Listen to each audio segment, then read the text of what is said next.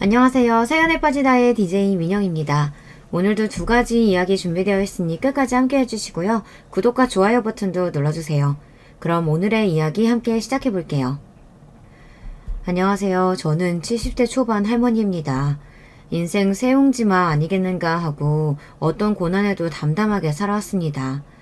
쨍하고 저한테도 해가 뜰 날이 있겠지 싶었단 말입니다. 하지만 햇살은 고사하고 그냥 헛살았다는 생각이 드는데요. 어미니까 오직 자식을 위해 헌신하면 되는 줄 알고 한치 옆도 안 보고 살았죠. 그렇다고 자식 덕 보기 위해 살아온 것은 아닙니다. 그래도 제 어미 속을 털끝만큼이라도 알아주면 안 됩니까? 심리학과 교수라는 놈이 어미 마음도 이해 못했습니다. 한심하기 짝이 없더군요. 제 속으로 낳은 놈인데 내 마음을 그렇게 모르는 것이 허무했습니다. 제 마음 전체를 다 알아달라는 것도 아닌데 말이에요. 여러분 중에서도 저와 같은 경험이 있다면 지금이라도 늦지 않았습니다. 인생은 오직 나를 위해 살아갈 때 가치가 있네요. 자식놈 내 품을 떠나면 그만이니까요. 무슨 이야기를 이렇게 장황하게 풀어내나 싶을 겁니다. 평생을 노예처럼 시댁에 빌붙어 살았는데 자식이 그걸 이해 못해주니 답답해서 여기다 이렇게 이야기를 풀어봅니다. 저는 고등학교를 졸업하자마자 아버지가 운영하시는 매점에서 장사를 함께 했어요.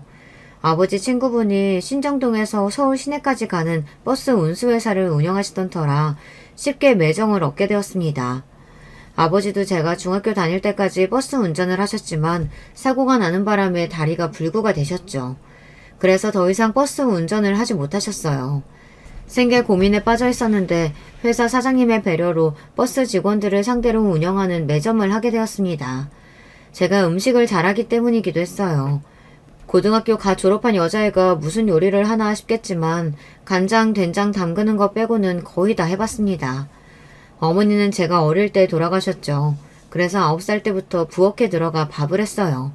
아버지는 재운도 마다하고 저와 남매 동생을 키우셨습니다. 혹시 계모 눈치 볼까 재호는 생각도 안 하셨대요. 다행히 저희 삼남매는 아무 탈 없이 컸습니다. 게다가 남동생과 여동생은 공부도 참 잘했어요. 그게 아버지의 원동력이었죠. 아버지 일 나가시면 어린 동생들을 업어서 돌봤습니다. 학교 끝나면 빨래하고 밥하고 청소하는 일이 전부였습니다. 학교 후에 허겁지겁 집으로 돌아와 가사일을 하는 저를 보고 아버지는 미안하다며 눈시울을 붉히셨죠. 그래도 배워야 산다고 하셨기에 저도 고등학교까지 다녔고 동생들도 명문대에 외국 유학까지 갔습니다. 저도 졸라서 대학까지 가고 싶다고 유학도 가고 대학 교수도 되고 싶다고 울고불고 하고 싶은 마음이 가득했습니다. 그래봤자 소용이 없으니 저는 조르지 못했어요. 버스 매점에서 일을 하니 중학교 초등학교만 나온 사람도 많았습니다. 저는 나름 고등학교를 나왔으니 그것마저 다행이라고 생각했습니다. 매점은 새벽부터 자정 전까지 열었는데 대부분 안내원이랑 버스 기사, 엔지니어 등이 이용했습니다. 저는 새벽 3시부터 국수 국물을 끓이기 시작했어요. 멸치랑 무랑 팥뿌리 등을 넣어 우려냈습니다. 저희가 국수를 말거나 주먹밥을 만들지 않으면 버스 회사 사람들은 밥을 먹지 못하기에 휴일이 없이 식사를 준비했습니다. 국밥이나 비빔밥도 팔기도 하니 버스 직원이 아닌 사람들도 가끔 사 먹으러 올 정도였어요. 다행히 회사도 운영이 잘 되어 버스는 자꾸 늘어났고 아버지와 저는 동생들 대학과 유학을 보낼 돈을 겨우 마련했습니다. 작은 방 한 칸으로 갖게 되니 아버지는 그제야 주변을 둘러보셨습니다. 너도 결혼해야지. 아비 옆에 있다가 처녀 귀신으로 늙어 죽을라. 아버지는 다 큰 처녀가 남정네들이 많은 버스 매점에서 일한다고 걱정이 많았습니다. 매점 사장이 아버지인 줄도 모르고 신입 버스 기사들이 저에게 추파를 던지다가 혼나는 경우가 많았습니다. 아버지의 걱정을 알았는지 버스 사장님이 주선해주신 선자리가 있었습니다. 과분한 자리가 들어왔어. 돈 걱정은 하나도 안 한다고 하더라고. 시부모님들도 좋고 남편값도 공부 많이 했대. 근처에서 타이어 공장을 운영한다는 집안으로 참한 여자를 찾는다고 했습니다. 그때는 그게 저에 대한 칭찬인 줄 알았습니다. 참한 여자라는 소리가 듣기 좋았습니다. 제가 그런 여자가 된다는 것도요. 하지만 지금은 그 소리가 말 잘 듣고 고분고분한 여자를 찾는다는 건지 이제 알았습니다. 어머니가 돈도 못 쓰고 산후병으로 돌아가신 터라 아버진 저라도 돈 걱정 없는 집으로 보내고 싶어 하셨어요. 남자도 대학까지 나오고 시어른들도 엘리트라며 아버진 좋아하셨죠. 사진을 보냈더니 선뜻 그쪽에서도 저를 마음에 든다고 했습니다. 저도 남자 사진을 보니 허우대가 멀쩡한 것이 싫지 않았습니다. 저보다 7살이 많았는데 왜 결혼하지 않았는지 궁금하긴 했습니다. 사장님께 물어보니 공부하느라 바빴다고 하는데 그걸 믿었지 뭡니까. 제 주제도 모르는 시집이었죠.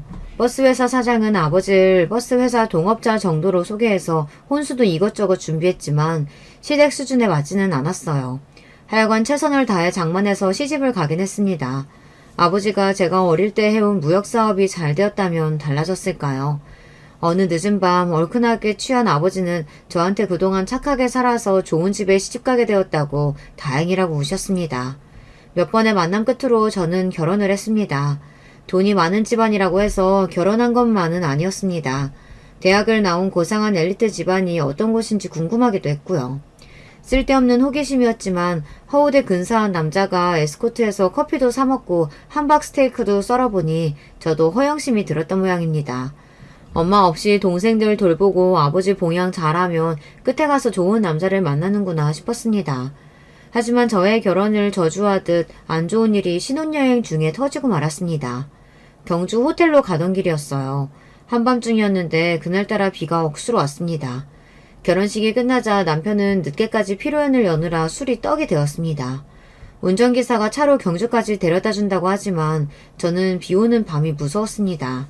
오늘 말고 본가 가서 쉬고 내일 가자고 해도 남편은 무조건 오늘 신혼여행을 가야 한다고 소리까지 지르더라고요. 비가 오니 길을 헤맨 기사 때문에 산길로 들어가게 되었어요. 그때 숲 덤불 안에서 노루 같은 것이 튀어나와 차와 부딪혔습니다. 노루인지 고라니인지 아니면 사슴인지 알지는 못했습니다. 다행히 사람을 다치진 않았지만 그 짐승은 피를 토하면서 옅은 숨을 헐떡거리고 있었습니다. 피투성이 된 여린 짐승을 보니 뭔가 섬뜩하더군요. 그제야 이상한 생각 하나가 머릿속에서 맴돌았어요. 돈 있는 집 아들이 왜 나랑 결혼하는 걸까? 이런 생각을 맞선 때 해야 하는데 신혼여행 중에 하게 된다뇨. 요새 말로 공주병이라고 그러나요? 아니면 너무 순진해서 사람을 잘 믿은 탓인 걸까요? 하긴 남자 손목 하나 잡아본 적 없는 쑥맥이 뭘 알겠습니까? 그저 며느리는 낮춰서 보고 사위는 높여보라는 말이 있으니 시댁에서도 별 볼 일 없는 저를 택한 것이 아닐까 하고 생각했습니다. 기사는 얼굴이 하얗게질려 말도 못하고 덜덜 떨고 서 있었습니다. 주인집 도련님 신혼여행에 사고라니 어떡하지 이런 얼굴이었어요. 노루 같은 짐승이 숨을 핥딱거리는데 남편은 그대로 두고 가자고 하더군요. 제가 왜 그랬는지 모르겠지만 그래도 생명인데 저는 가지 못하겠다고 하니 남편은 비릿하게 웃더니 재수가 없다며 짐승의 목을 꺾어버렸어요. 지금이면 법에 걸리는 일일까요? 일단은 그 당시에는 넘어갈 수 있었습니다. 저는 뭔가 꺼림칙했죠. 신혼여행도 첫날 밤도 어떻게 보냈는지 모를 정도로 고라니인지 노루인지 그게 남았습니다. 결혼 생활은 1년 만에 끝나버렸습니다. 남편이 집을 나가버린 것이에요. 지금 생각하면 오래 버틴 것만 같습니다. 저는 결혼하고 1년 만에 아들을 낳았습니다. 어느새 남편은 집에 들어오지 않는 날이 많더군요. 시댁 어른들과 함께 살았기에 내색도 못했습니다. 그냥 안 들어오면 들어오지 않는구나 싶었습니다. 내연녀가 있는지는 까맣게 몰랐어요. 결혼 후부터, 아니 결혼 전부터 남편은 오래 동거까지 하던 여자가 있었다고 했습니다. 술집 출신의 여자라 시댁에서 반대했다고 해요. 그 여자를 떼어놓느라 저랑 결혼을 시켰던 모양입니다. 그래도 여자를 잊지 못하고 같이 살고 있다는 것을 아들이 아장아장 걷고 난 후 알아버렸습니다. 그제야 저를 선택한 이유를 알았어요. 이런 사실을 알아도 헤어지지 못할 여자를 찾았던 거 아닐까요? 아무튼 저는 그날 이후 죄인처럼 살았습니다. 잘못은 남편이 했지만 남편을 단속 못한 여자로 치부되어 버렸기 때문입니다. 도대체 인물이나 성품이나 네가 그년보다 나은데 아비는 왜 그런지 모르겠구나. 그래도 우리가 있으니 넌 걱정 말거라. 내가 다 알아서 하마. 저는 시어머니의 그 말이 이상하게 위안이 되었습니다.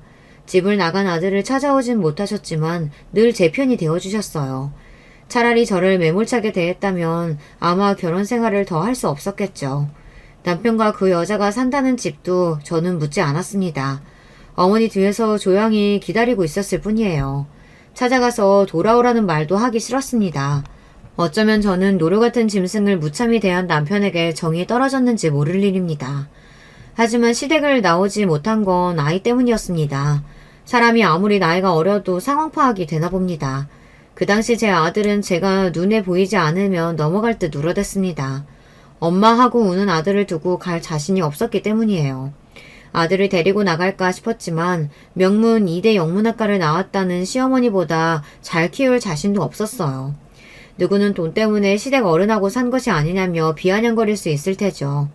압이 없는 자식을 어찌 키워야 하나 난감했기 때문입니다. 저도 엄마가 없어봐서 압니다. 부모 누구라도 없으면 밥을 먹어도 배가 고팠습니다.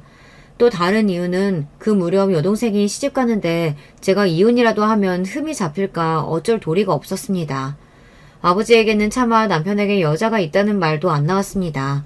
남동생도 미국에서 회사에 입사해서 자리를 잡았고 교사가 된 여동생도 은행원과 결혼을 했으니 아버진 여한이 없다고 하셨습니다.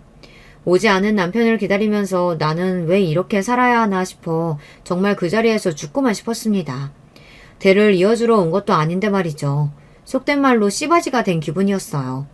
먹고 사는 것도 걱정 없고 집안일을 도와주는 가정부가 있는 집에서 편하게 지냈지만 늘 죄인 같고 찬밥 심새 같았습니다. 나중에는 남편이 이혼을 요구했지만 시어머니가 절대 그럴 수는 없다고 난리를 치더군요. 그 술집 출신이라는 여자도 집으로 찾아와 울면서 제발 받아달라고 하는데 당장이라도 저는 집을 나가고 싶었습니다. 시어머니는 돈이라도 줄 테니 제발 떨어지라고 여자 보고 소리를 질렀습니다. 하지만 그 여자는 자신이 처음부터 남편과 살았으니 조강지처 아니냐고 달려들었습니다. 애도 몇 번이나 지었다며 저를 바라보는데 저는 부들부들 떨기만 했지 말이 나오지 않았습니다. 집에서 일하는 사람들도 저를 보고 수근거리더군요. 결국 여자는 시어머니 손에 이끌려 쫓겨갔습니다. 아들이 유치원에서 올 시간이라면서 어머니는 저 요물을 당장 치우라고 하셨어요. 안 가겠다던 여자는 어머니가 돈을 던져주니 받아가더군요. 돈이 필요해서 온 모양이라며 어머니는 혀를 끌끌 차셨습니다. 매점을 하면서 별별 일을 겪어봤지만 이런 경우는 처음이라 그날은 종일 울기만 했습니다.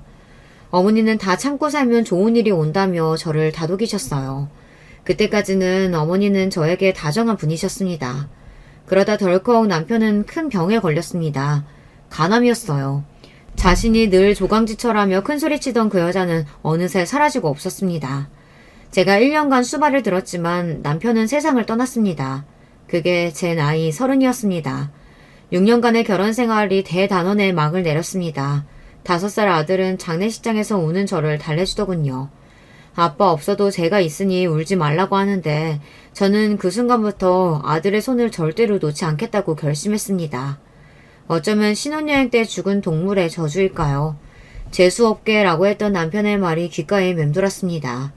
남편을 보내고 49제를 지낸 후 시어머니가 저를 조용히 불러내셨습니다. 어찌할래? 친정으로 갈래? 아이는요, 어머님? 당연히 우리가 키우는 거지. 5살 아들 그걸 두고 어떻게 가겠습니까? 그때부터 저는 하루도 안 온 날이 없었습니다. 남편이 죽기 전에는 집으로 돌아오겠지 하는 막연한 기대가 있었던 모양이에요. 저와 연분이 없더라도 자식에게는 아버지가 아니겠어요. 시댁 어른들을 모시고 그 집에서 살자니 이상하게 가슴이 시리면서 밤마다 눈물이 마를 날이 없었습니다. 어느 날 아버지가 집으로 찾아오시며 집을 판돈이라며 통장을 바닥에 내려놓았습니다. 아버지는 동생이 있는 미국에 가서 새 출발을 하려며 돈을 주셨지만 자식을 두고 어딜 가겠냐고 저는 싫다고 고개를 저었습니다. 아버지도 재혼도 하지 않으시고 저희를 키우셨는데 아마 제 마음을 아셨는지 손만 꼭 잡고 말없이 앉아 계시더군요. 시어머니는 아들은 놓고 가면 언제든지 나갈 수 있다고 하셨어요. 재판에서 애를 데리고 나올 수 있다고 여동생이 그랬지만 아이한테 그런 상처까지 주고 싶지 않았어요. 지금 제 방에서 장난감을 갖고 잘 노는 아이를 데리고 어딜 갈까 싶었습니다. 아버지 사랑을 받지 못해도 조부모님 사랑은 극진하니 그것마저 뺏고 싶지 않았습니다. 그때부터 저는 눈물을 삼키고 울지 않았습니다. 막상 아들이 죽고 난 뒤 어머니는 저를 단속하셨습니다. 외출도 마음대로 하지 못하게 하셨고 집안일을 시키셨어요. 자기 아들은 여자까지 밖에서 두고 그랬는데 저는 외부로 나가지 못했습니다. 혹시 제가 바람이라도 들면 제 아들이 빗나간다는 겁니다. 자네는 말이다. 자식이라도 엄마가 다른 남자 만나는 걸 못 본다. 무슨 논리인지 모르겠지만 삼시세끼 해서 올려야 하는데 남자를 만나는 건 생각도 안 했습니다. 그럴 배짱이라도 있으면 제 인생이 어떻게 될지 몰랐을 거예요. 솔직히 남편 덕분에 남자에게 정이 뚝 떨어졌지만 어머니는 제가 시장에 가서 조금이라도 늦게 오면 벼락같이 소리를 지르셨습니다. 남편이 죽고 1년이 되자 어머니는 외출해서 어떤 한 사람을 만나고 오라고 하셨습니다. 미장원도 다녀오라고 하시고 새 옷도 사주셔서 입혀주셨는데 저는 심부름인 줄 알고 무작정 다녀왔습니다. 시내 커피숍에 들어가니 말쑥한 중년 남자가 저를 보고 손을 흔들었습니다. 아유, 안녕하세요. 사진보다 더 미인이세요. 말씀 많이 들었습니다. 네? 저는 집이 부산이에요. 아이는 없습니다만 연로한 어머님만 계시고 그래서 부산으로 내려가야 하는데 괜찮으시죠? 네? 저도 재혼 고민 많이 했는데 어르신이 참 얌전한 분이라고 하셨어요. 아이는 없다 보니 어머니가 자꾸만 손주가 보고 싶다고. 저는 부산에서 가방 공장을 운영하고 있습니다. 참, 명함이 어딨더라? 알고 보니 저를 시집 보내려는 시어머니의 작전이었습니다. 어떠냐? 그 남자 공장도 있고 사업체도 튼튼해. 예전에 여자가 노름해서 얌전하고 참한 여자를 찾는데 아이도 낳을 수 있고 이제 다 있고 새 출발해. 김 사장은 우리 아들하고 다르다. 여자 관계 깨끗하고 착실해. 미안한 마음도 있고 혹시 네가 갑자기 남자랑 눈이 맞아서 도망이라도 가면 그게 더 위험하다. 우리 손주한테는 엄마가 멀리 공부하러 갔다고 할게. 응? 솔직히 나는 네가 아무 놈이랑 눈 맞아서 우리 손주한테 해코질까 그게 더 무서워. 내가 혼수 다 해서 잘 보내줄게. 대신 우리 집 다시 오지 마라. 내 손자 앞에 다시 나타나지 마. 그게 조건이다. 저는 답을 하지 못했습니다. 어이가 없었습니다. 제 아이를 데리고 가지도 못하게 하면서 재혼이라뇨. 그리고 해코지요. 제 아들을 제 목숨만큼 사랑하는데 무슨 소린지. 저는 그때까지 시댁에서 큰 소리를 쳐본 적이 없었습니다. 아니요, 어머님. 싫습니다. 죽어도 싫습니다. 저는 제 아들하고 평생 살 거예요. 이 집에서 나가라고 하시면 아이 데리고 나가겠습니다. 저는 당장 방으로 달려가 아들을 꼭 껴안았습니다. 죽어도 아들을 포기하지 않겠다는 두 번째 결심이었어요. 7살이 되도록 제 품에서 키운 아이를 버리고 재혼할 만큼 남자에 미치지도 않았다고요. 그달 시어머니와 저는 아이를 안고 밤새 울었습니다. 그 이후에도 팔자 고치라는 말을 여러 번 들었지만 고개도 돌리지 않았습니다. 하지만 저라고 왜 안 외로웠겠습니까? 시어머니는 남편이 죽고 나자 본색을 드러냈습니다. 제가 죽어도 팔자 고치지 않겠다고 몇 번이나 다짐하니 다정히 대해주시기는커녕 엄하게 변하셨습니다. 예민하고 까다로운 성격 때문인지 깐깐하게 구시는데 제가 어머니의 비서가 되고 말았습니다. 미장원 갈 때도 목욕탕 갈 때도 어머니 동창 모임을 갈 때도 제가 꼭 모시고 갔습니다. 시집살이가 달리 시집살이겠습니까? 24시간 동안 어머니와 함께라니 숨이 막혔지만 어머니는 교육열이 남달랐습니다. 강남으로 집을 옮겨서는 학교로 학원으로 쫓아다니며 아들을 가르치셨습니다. 쉽게 말해서 저는 아들 밥상을 차리면 어머니는 시험지를 함께 채점하셨어요. 영어도 하시고 수학도 곧잘 푸셔서 아들이 중학교 졸업할 때까지 직접 가르치실 정도였습니다. 그러니 저는 어머니 수발을 들 수밖에 없었습니다. 아들이 전교 1등을 하기도 했으니 어머니의 교육법에 반기를 들 수도 없었습니다. 문제가 생기면 아들은 늘 어머니를 찾았습니다. 제 아들은 아버지가 없는 대신 어머니가 둘인 셈이었습니다. 소화가 잘 되는 음식으로 준비해. 자기 편해야 집중력이 좋아진다. 이를 도와주는 아주머니가 있어도 식사 준비는 저보고 하라고 하셨어요. 자식은 어미 밥을 먹고 학교에 가야 공부를 잘한다며 그 말도 일리는 있었습니다. 제가 새벽에 일어나면 어머니도 아들을 깨워 거실에서 책을 읽으셨습니다. 압력밥솥에서 김이 나오고 된장찌개에 생선, 나물 이렇게 영양소에 맞춰 식사가 나가면 아들은 그걸 먹고 학교에 갔습니다. 그 시간부터 저는 어머니와 온종일 집에 있었어요. 아들이 오기만 기다리면서 보냈죠. 점심도 차려야 하고 저녁도 새 반찬을 내어야 했습니다. 저한테 외부로 나갈 시간은 일요일에 성당에 한 번 나가는 일밖에 없었습니다. 어머니는 재혼 안 한다는 저의 선언 이후 철저하게 다른 남자와 한자리에도 있지 못하게 했습니다. 운전 연수도 여자 기사를 통해 받게 하고 그 이후 어머니를 태우고 저는 기사 노릇까지 했습니다. 새벽 4시면 가족이 모두 다 일어나 제가 해준 밥을 먹고 거실에 모여 책을 읽거나 공부를 했습니다. 말이 쉽지 독서실 같은 분위기였어요. 그렇다고 어머니가 매를 드신 것은 아니었습니다. 어르고 달래고 제 아들의 공부 사기를 높여주시더라고요. 고등학교 때부터는 고액 과외도 시켜주고 방학 때는 어학 연수까지 보내주셨습니다. 재력이 있으니 아들에게 아낌없이 해주셨습니다. 아들은 명문대에 합격도 하고 미국 아이리비그에 유학을 갔습니다. 제 동생들은 돈 걱정에 공부하고 싶은 대로 못했었는데 우리 아들은 마음껏 공부하니 저는 여한이 없었습니다. 마치 제가 공부를 한 것처럼 말이죠. 다들 저보고 아들 잘 키웠다고 부러워했습니다. 여기까지는 백조가 헤엄치는 모습을 호수 위에서 본 것과 같았습니다. 남들이 보기에는 아들이 공부도 잘하고 엇나가지도 않으니 부럽게 보일 수도 있어요. 백조가 호수를 헤엄칠 때 물 밖에서 우아해도 물 안에서 끊임없이 발로 헤엄치는 것처럼 우리 집이 그랬습니다. 시아버지도 여자가 있었습니다. 제 아들 훈육에 혹시 해가 될까 시아버지는 집에 못 들어오게 하셨다고 하더라고요. 사실 그 사실도 아이가 초등학교에 들어간 후 알게 되었습니다. 한국 여자도 아니고 외국 여자와 살림을 차리신 아버님, 저는 진짜 유전이면 어쩌나 전전긍긍했습니다. 그러다 건강에 이상이 생기니 집으로 돌아오셨습니다. 애가 고등학생인데 공부에 방해된다며 요양원으로 가신 아버님은 그래도 외국 여자가 끝까지 돌봐드리긴 했습니다. 그래서 가끔 시어머니가 히스테리를 부릴 때가 있었습니다. 밥에 냄새가 난다, 다시 해라, 속옷이 안 깨끗하다, 삶아서 빨아라, 새벽이든 오밤중이든 시키면 저는 다 했습니다. 남자들의 바람기가 있는 집안이니 더 아들 단속 단단히 해야 돼. 나도 하다가 실패했지만. 게다가 아들 단속까지 하라는데 단속은 어떻게 해야 하는지 모르겠지만 저는 무조건 아들을 사랑만 했습니다. 불면 꺼질라 진짜 지극정성으로 키웠습니다. 새벽밥을 아들 대학 들어갈 때까지 한 것도 모자라 미국으로 건너가서도 집도 치워주고 밥도 했습니다. 그게 엄마의 노릇이라고 믿었으니까요. 예전에 고3 때에는 날밤도 같이 새면서 아들 곁을 시어머니와 제가 지켰습니다. 졸리기도 하고 굳이 애 공부하는데 방해도 되니 어머니께 먼저 주무시라고 해도 막무가내였습니다. 어머니 그래도 공부는 스스로 해야 하니까 주무세요. 공부 알아서 하겠죠. 너는 명문대 안 나와서 모르겠지만 공부는 혼자 하는 게 아니다. 집안 전체가 하는 거지. 저한테 면박을 주실 때마다 대학 안 나온 것을 짚어서 이야기하셨습니다. 속상하고 화도 났죠. 사실이니 할 말이 없었습니다. 저는 아들 학교도 가본 적이 없었습니다. 다 어머니가 가셨죠. 저도 나름 책도 읽고 신문도 읽는데 아주 무식한 여자 취급하셨어요.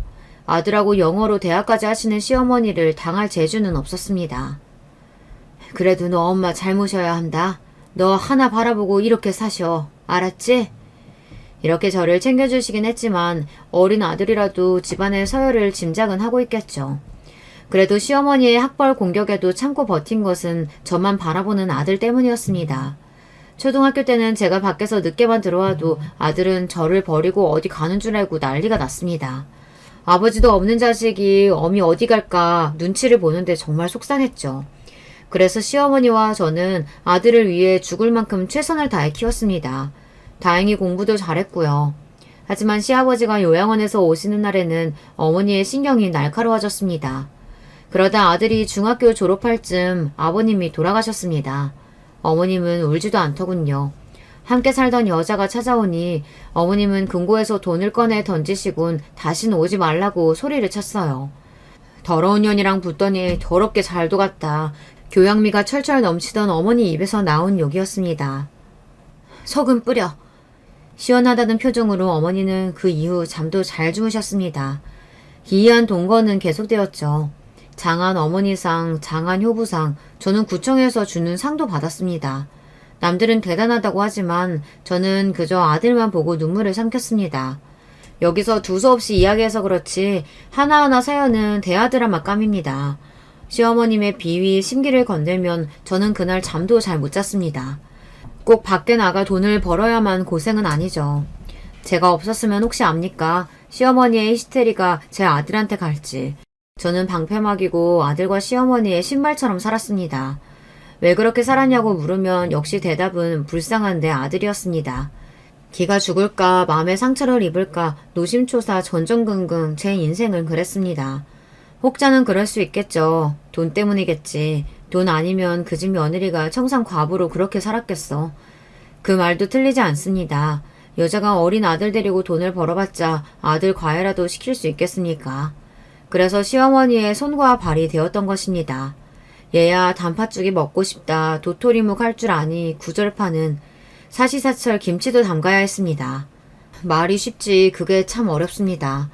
한 번은 노예 12년이란 영화를 어머님이랑 본 적이 있는데 저도 그 흑인들과 별반 다르게 없다고 여겼습니다. 미국에서 흑인을 노예로 부린 영화를 보던 어머니는 아카데미 상을 받았다고 하더니 나쁘지 않네. 그런데 자막에 형편없다는 이런 식으로 말씀하셨습니다. 자막도 없이 영어 그대로 들으시는 시어머니를 저는 바라보았습니다. 하지만 저랑 다를 게 없으셨어요. 남편은 다른 여자에게 뺏겨 남은 것은 손자 하나뿐 아니겠습니까? 잘난 집안의 시어머니는 아버님은 바람을 피워대고 아들과 술집 여자는 결혼한다고 했을 때 목을 매신다고 대들보에 올라가셨다고 합니다. 다행히 제 아들은 여자 문제는 하나도 없었습니다. 게다가 착실하게 공부해서 한국에서 드디어 그 어렵다는 전임 교수가 되고 모교에 첫 수업을 했을 때 시어머니는 오래 묵혀두었던 와인을 꺼내셨습니다. 몇 년 안 지나 며느리감을 데려왔습니다. 고등학교 영어 교사라면서 인사를 왔어요. 시어머니와 대학 선후배 사이라면서 아들이 말문을 열었습니다. 며느리가 달 아이는 명문여대 영문학과였습니다. 시어머니는 이제야 제대로 된 며느리를 얻었다며 좋아하셨죠. 조금은 서운했습니다. 어머니 비유 맞추느라 손가락에는 류마티스 관절염이 왔는데 말이죠. 손이 벌겋게 달아올라도 내색 없이 며느리 된 아이에게 밥상을 차려냈습니다. 결혼 허락을 받고 시어머니는 아들에게 강남의 30평대 아파트를 사주셨습니다. 그만큼 마음에 드셨다는 뜻이었나 봅니다. 그렇게 세월은 흘러 저도 손주가 있는 할머니가 되었습니다. 시어머니도 기세가 많이 꺾이셨고 쇠약해지셨습니다. 몸이 안 좋아 결국 병원 신세를 지시고 말았습니다. 그 똑똑했던 어머니도 치매 초기라는 진단을 받았습니다. 저는 이제 시어머니 치매 간병까지 해야 하나 싶었습니다. 물론 싫다는 건 아니지만 제 몸도 아프니까 걱정이 되었어요. 아들에게 말하니 간병인 쓰면 되지 못할 것이 뭐가 있냐고 반문하더라고요. 할머니 걱정하는 것은 고마운데 제 손가락이며 무릎은 관심이 없나 봅니다. 면역력이 떨어져 발생한다는 이 병을 보고도 아들은 늘 별 말이 없었으니까요. 저는 걱정이 태산같이 많아졌습니다. 갑자기 제 몸이 심각하게 아프면 어머니를 어떻게 모실까 하고 말입니다. 그래도 어머니가 제 마음을 알아주셨습니다. 난 요양원 갈래. 너도 손가락 아프니 나 간병 제대로 못하잖아. 제가 관절염이 심하게 발생해서 밤에 잠도 못 자고 아프다고 주사 맞고 병원 가는 통에 어머니는 스스로 요양원을 알아보시고 들어가셨습니다. 요양원은 호텔처럼 되어 있었고 의사부터 미용실까지 있는 고급 요양원이었습니다. 각자 프라이버시를 존중하듯 방이 있었고 화장실에 샤워실까지 갖춘 곳이었습니다. 하지만 저는 알고 있었습니다. 이렇게 좋은 시설이 있어도 예민하고 깐깐한 어머니는 집으로 돌아오실 걸 말입니다. 어머니 고맙습니다. 저 쉬라고 그러신 거죠? 얼른 나오면 어머님 집으로 오세요. 저는 예민하고 깐깐하지만 어머니가 저를 위해 요양원에 가신 걸 정말 감사했습니다. 사람을 들어온 자리는 몰라도 나간 자리는 안다고 평생 저랑 살다가 갑자기 안 계시니 허전했습니다. 그렇다고 다시 오시라고 할 수도 없고 저는 아픈 손가락과 무릎을 하염없이 바라보았습니다. 사람이 아프니 혼자 있기가 싫었습니다. 상태가 조금이라도 좋아질 때 귀여운 손주의 재롱이 보고 싶었습니다. 그러던 중 아이를 데리고 한번 집에 방문하라고 며느리에게 전화를 걸어보았습니다. 그동안 아들에게는 전화했었지만 며느리에게는 저도 연락을 한 적이 없더군요. 아들을 통해서 다 전달되었고 시어머니 통해서도 의사소통이 되어서 그랬던 모양입니다. 어머니가 전화하시긴 해도 제가 며느리에게 처음으로 해본 경우였습니다. 딸 같은 며느리는 아니더라도 안부 전화는 할 수 있는 거 아닙니까? 시어머니가 계실 때는 전화도 오고 저한테 바꿔주고도 했는데 요양원에 들어가신 후에는 아무 소식이 없어 제가 직접 걸어보았습니다. 그런데 말입니다. 그날 저녁에 아들의 전화 한 통에 저의 억장이 무너졌습니다. 엄마, 며느리에게 전화하셨어요? 왜? 엄마가 뭐 한다고 해요? 애엄마 바쁜데. 집에 한번 오라고 한 전화야. 별말도 없었어. 그게 잘못된 거니? 아니 엄마, 그런 전화 저한테 하세요. 할머니도 안 그러시는데 엄마가 왜 그래요? 뭐? 할머니도 저한테 먼저 전화하시고 외엄마 바꾸라고 하세요. 근데 엄마가 단도직입적으로 외엄마한테 이래라 저래라 하면 어쩌시냐고요. 내가 지금껏 너 결혼해서 몇 년이 지나도 전화 한 통 한 적 없다. 그런데 이제 와서 한 번 했다고 이 난리가 맞아? 한 번이 두 번 되고 두 번이 계속 간섭하는 거라니까요. 절대로 전화하지 마세요. 그러면 저 인연 끊어요. 뭐라고? 뭘 끊어? 인연이요. 할머니가 그동안 다 해주실 때는 편했는데 아니 엄마가 왜 나서요? 제발 엄마가 나서지 마세요 좀. 엄마 요즘 며느리 엄마처럼 안 살아요. 아시죠? 우리 아들이 뭐라고 하는지 한국말인데도 이해가 되지 않았습니다. 광화문 사거리를 막고 물어볼까요? 그 전화 한 통이 그렇게 하지 말아야 할 일일까요? 며느리는 기분 나빴다고 칩시다. 도대체 아들의 말은 뭔가 말입니다. 앞에서도 말했지만 우리 아들은 심리학과 교수입니다. 심리학은 마음의 소리를 듣는 거 아닙니까? 전화를 왜 했는지 물어보지도 않고 무작정 하지 말라니 고작 그런 소리 하려고 십수년간 공부했는지 의문이었습니다. 저는 밥을 꼬박 세우고도 도저히 마음이 진정이 안 되기에 아들 집을 방문했습니다. 30평대에서 시어머니가 보태주셔서 더 큰 평수로 집을 옮겨놓고도 저를 한번 초대한 적이 없었어요. 그래도 괜찮았습니다. 둘 다 바쁘게 사니까요. 그런데 고작 전화 한 통에 남편에게 뭐라고 했길래 그럴지 싶었습니다. 좋은 아파트는 아시죠? 외부에서 대기하고 있다가 입주자가 나오거나 연락이 닿아야 집으로 들어갈 수 있습니다. 불편하긴 했지만 아파트 로비에서 기다리고 있는데 외출복을 차려입은 며느리가 1시간 만에 나왔습니다. 아들은 뭐 하는지 전화도 안 받고 말이죠. 내게 물어볼 말이 있어 왔다. 시간 있니? 어머님? 저 학교 가야 하고 애들은 어린이집 갔고 애 아범도 없어요. 뻔히 경비 직원이 시어머님이 오셨다고 연락했는데 놀라는 꼴이라니. 애가 이렇게 예의가 없었나 싶었습니다. 아파트 로비에서 며느리랑 실랑이를 할 수도 없고 저는 발걸음을 돌렸습니다. 방학이라 한가한 줄 알았는데 다들 바쁜 모양이었어요. 전화해서 싫으냐고 로비에서 고래고래 소리를 질러서라도 물어보고 싶었지만 혼자 터덜터덜 집으로 돌아갔습니다. 제가 그래봤자 동네 참피한 일이죠. 아들이 어느 대학 교수인 거 다 아는데 말입니다. 그날 아들이 기어코 제 집을 찾아왔습니다. 제가 밥은 먹었니 하고 물어봐도 답도 없고 제 할 말만 풀어놓았습니다. 그렇다고 전화도 없이 오시면 어떡해요. 그거 하지 말라고 그렇게 이야기했는데도 말 못 알아들으세요? 엄마 무식하게 그러면 안 돼요. 해준 것도 없으면서. 뭐라고? 저는 귀를 의심했습니다. 아들의 속마음이 나오는 순간이었어요. 저는 늘 무식한 엄마였던 것입니다. 엄마가 며느리한테 해준 게 뭐가 있습니까? 결혼 반지도 할머니가 해주셨지. 집이며 자동차며 제 등록금 다 할머니가 주셨고 애 엄마 몸 풀렸을 때도 조리원 비용 1,000만 원 할머니가 주셨잖아요. 근데 엄마는 뭘 하셨냐고요. 정말 새끼 키워도 소용이 없네요. 저는 구부러진 제 손가락을 아들 얼굴에 들이밀었습니다. 예, 이걸 봐도 그 말이 나오니? 나 아프다고 해도 너 한 번이라도 들여다봤니? 혼자 잘 살자고 이렇게 된 줄 알아? 대학원에 박사까지 된 애가 그걸 몰라서 아무것도 한 것이 없다고 해? 그거야 다른 엄마들도 다 나이가 들면 다 그렇게 노화되고 퇴행하는 거지. 요즘은 며느리한테 1대1로 그러면 싫어해요. 저 좀 살려주세요. 힘들어 죽겠어요. 그러니까 애엄마가 할머니만 좋다고 하죠. 돈이 나오니까 그렇겠지 아니니 저는 그렇게 외치고 싶었습니다. 또 생각해보니 며느리한테 해준 것이 없네요. 시어머니가 알아서 하니 저는 늘 빠져 있었습니다. 그래도 그렇죠. 해준 것이 없다니 남편 없이 아들 길러낸 게 한순간 아무것도 아니었습니다. 시어머니는 올 때마다 돈도 주고 선물도 주고 집도 사주고 차도 사주니 할머니가 좋았겠죠. 저는 찾아오려면 자신에게 먼저 허락받으라고 말하며 집을 나서는 아들을 바라봤습니다. 예전에 우리 집에서 일하던 가사 도우미 아줌마가 한 말이 떠올랐습니다. 남편이 잔소리하는 것은 그냥 싸우면 되는데 자식에게 싫은 소리 들으면 하늘이 무너지는 것 같다고 했던 말이었습니다. 저는 그때 남편도 없으니 싸울 일이 없다고 웃고 말았지만 이렇게 제 자식한테 싫은 소리를 들을 줄은 정말 생각도 못했습니다. 왜 이러고 살았나 싶었습니다. 팔자를 고쳤으면 이런 말을 안 들었을까요? 억울하고 원통해서 저는 밥도 안 먹고 누워만 있었습니다. 그때 요양원에서 어머니가 오늘 내일 하신다는 연락이 왔습니다. 저는 운전도 못하고 택시를 타고 서울 근교에 있는 요양원으로 향했습니다.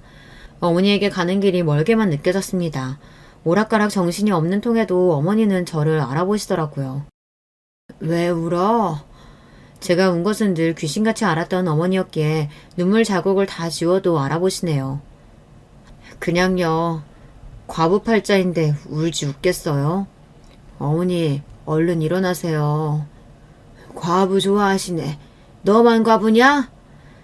이제 가야지. 살면 뭐하니. 다 주고 갈 테니까 어깨 피고 살아. 울지 좀 말고. 나 가면 네 팔자 완벽하게 펴는 거다. 저는 그 말을 이해하지 못했는데 시간이 지나자 그 말이 뭔지 알았습니다. 어머님의 그동안 비자금과 부동산 전부 모두 제 몫이 되었습니다. 변호사 사무실에서 아들이 말 못하고 입만 벌리고 있었어요. 할머니가 눈에 넣어도 안 아픈 손주 앞으로 모두 준다고 믿었던 모양입니다. 물론 저도 그런 줄 알았죠. 시어머니는 제가 재혼도 안 하고 옆에서 버텨준 것이 고마우셨을까요? 아들이 미국에서 졸업할 때 저랑 어머니가 미국 여행을 간 적이 있습니다. 그때 너 아니면 나 혼자 이렇게 못했다고 이야기하셨는데 그게 이 뜻인가 싶었습니다. 손주분에게 남긴 장부입니다. 변호사가 꺼낸 장부는 대단했습니다. 제 아들 몫으로 들어간 비용이 다 적혀 있었어요. 어릴 때 태권도장 간 거부터 보스턴 유학 비용, 며느리에게 준 용돈까지 말입니다. 시어머니가 바람 피운 날부터 경제권이 어머니에게 하나둘 넘어가고 아버님이 뇌졸중으로 쓰러지신 후에는 다 시어머니가 관리하셨는데 이렇게 꼼꼼하실 줄 몰랐어요. 지금까지 드린 돈이 유산이라고 하십니다. 저한테는 한 푼도 없다고요? 아들네의 표정이 뒤통수를 맞은 얼굴이었습니다. 할머니가 저에게 줄 유산이라고 생각했던 모양입니다. 저는 그동안 오래 살았던 청담동 아파트를 처분하고 강북으로 이사를 했습니다. 30억이 되는 아파트랑 예금 30억 정도를 어머니가 주신다니 저는 예상도 못했습니다. 그날부터 며느리가 전화가 오더군요. 저는 받지 않았습니다. 뜨거운 맛을 보여주고 싶었어요. 돈 없다고 나 무시하던 며느리에게 통쾌한 복수를 할 기회가 오다니 그동안 시어머니께 죽도록 봉사한 것이 아깝지 않더라고요. 게다가 어머니 장례식에서 인연을 만나기도 했습니다. 인연이라고 하기엔 애매한 구석이 있긴 했지만 저에게는 잘된 일이니 인연이라고 하고 싶었어요. 그때 장례식장에서 못 보던 얼굴을 발견했습니다. 누군가 물어보니 남편과 정을 통했던 술집 여자의 남동생이라고 했습니다. 지금까지 어머니가 해마다 돈을 주셔서 누나 병원비에 보태 썼다며 감사하다고 인사를 했습니다. 아파요, 그 여자? 네, 오랫동안 아팠습니다. 여기 어르신이 돈 주셔서 병원비도 내고 저 학교도 다녔어요. 진짜 감사합니다. 사모님께는 면목이 없습니다. 그래도 많이 아파요. 죗값이가 보니다. 무슨 말을 그렇게 해요. 아픈 게 죄면 저는 무슨 죄인데요. 저는 붕대 감은 손가락을 보여주었습니다. 그 여자 딱 한 번 봤는데 솔직히 얼굴도 기억이 안 났습니다. 그때 돈 달라고 울고불고 매달린 것이 제 동생들 때문일까 싶기도 했습니다. 사모님, 저 한의원합니다. 한번 오세요. 보시고 싶습니다. 관절염은 꾸준하게 관리해야 되거든요. 누나가 저 때문에 술집에 나가고 사장님 만난 거 전 몰랐습니다. 부끄럽습니다. 죽일 놈이죠, 제가. 괜히 없는 살림에 공부한다고 하도 난리를 쳐서 요새 누나가 죽을 날 받아놓고 이야기해야 돼요. 제가 사죄드릴게요. 꼭 한번 오세요. 그렇게 장례식장에서 남편 내연녀의 남동생을 만났습니다. 누나랑 달리 인상이 선하게 생겼다는 생각이 들 정도였어요. 저는 아버지라도 있어 매점에 나갔는데 그 여자는 그런 선택을 했구나 싶었습니다. 혼자 사는 게 소원이라고 할 정도로 자유로워지고 싶었습니다. 저는 시어머니가 막상 가시니 그렇게 편할 줄 알았지만 이상하게 허전하더라고요. 여러분들은 어떨지 모르겠지만 저는 그 남동생의 한의원에 방문했습니다. 다른 병원도 다 가봤지만 알고 보니 그 남동생의 병원이 관절염 관리로 유명했습니다. 게다가 그 남동생은 남 같지 않았습니다. 미국에 있는 남동생 같다는 생각이 들 정도로 푸근했습니다. 이런저런 이야기를 할 정도로 내연녀의 남동생과 친해졌습니다. 그렇다고 남녀간의 감정이 있는 건 아니고요. 남동생은 독거노인을 위해 센터를 짓고 싶다는데 제 어머니가 남기신 돈이 생각났습니다. 남겨봤자 아들 며느리 수중에 들어갈 것이 뻔하니 저는 결단을 내려야겠다고 생각했습니다. 왜 이러세요, 사모님? 저 그 돈 못 받습니다. 사람이 염치가 있죠. 봉사하는 건데 무슨 염치요. 저는 그때 일이 잘 기억도 안 나요. 그래도 인두겁 쓰고 남의 남자 뺏는 건 안 되는 일이에요. 불쌍한 여자 이용하는 게 더 나빠요. 남의 남자라 예전에 죽은 남편이 제 남자가 맞았나요? 하긴 누군가 제 편이 되어주니 기분이 좋아졌습니다. 시어머니도 여자만 욕했는데 남편이 더 나쁘면 나빴죠.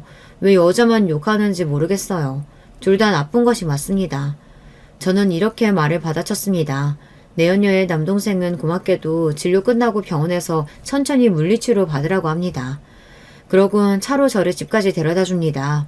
감사하게도 말이에요. 진료비도 안 받겠다는 걸 제가 거부했더니 이렇게 모시고 가네요. 덕분에 병원도 수월하게 다니게 되었는데 하필 차에서 내릴 때 아들이 보았지 뭡니까. 할머니의 비자금이 엄마 손으로 들어갔으니 자주 찾아오더라고요. 제가 허튼 곳에 쓸까봐 노심초사한 모양입니다. 엄마, 요새 남자 만나? 그 장례식장 남자지? 그 남자 맞지? 하긴 장례식장에서 저는 그 한의사 내연녀의 남동생과 많은 이야기를 나누긴 했습니다. 저보다 5살이 어리긴 한데 아직 결혼 전이라는 말도 들었습니다. 중요한 건 그 한의사가 텔레비전에 나왔다는 겁니다. 독거노인을 위한 한의원 센터를 짓는다면서 말입니다. 그래서 안다고 하면서 아들이 저랑 무슨 사이인지 물어보고 난리가 났습니다. 그런데 그 꼴이 너무 보기 싫었습니다. 그 한의사 뭐야? 엄마랑 뭐 했어? 치료받았지 뭐하니? 엄마, 돈 냄새는 사기꾼이 진짜 잘 맡아. 그 남자 수상해.